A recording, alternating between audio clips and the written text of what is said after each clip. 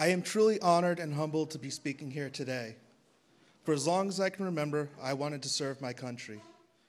And in the summer of 2009, I had the privilege of deploying as an infantryman with the 82nd Airborne to conduct combat operations in southern Afghanistan. I prepared myself for the worst, death and dismemberment.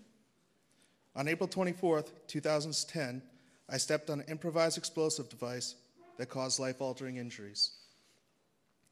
My long road home has included over 100 surgeries and years of speech, visual, physical, and occupational therapies. I knew that such injuries were a risk of the enlistment that I made.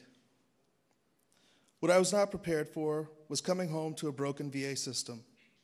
I wasn't prepared to wait 57 days for a signature on a piece of paper so that my only prosthetic limb could be repaired.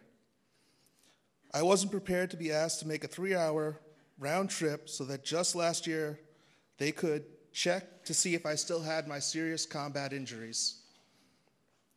I wasn't prepared to watch my wife beg, plead, and make countless phone calls so that I could receive what was often basic and necessary medical care. But today is a new day, and this administration has fulfilled its promise that the veteran is empowered and the veteran is in charge of his or her own care. Under the previous administration, I waited over 3.5 years for required adaptive changes to be made so that I could safely reside in my own home.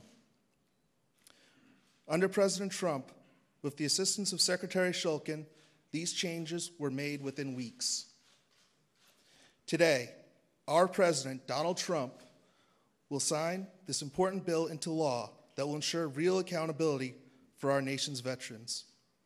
Dr. Shulkin will be empowered to ensure that the VA adheres to the standard of excellence it promotes, and that the employees who are at the VA are the ones that have a servant's heart for those that have worn our nation's uniform.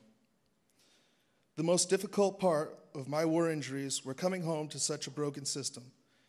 Thank you, President Trump and Secretary Shulkin, for ensuring that we are not forgotten and that we will receive the care we need and deserve. Thank you.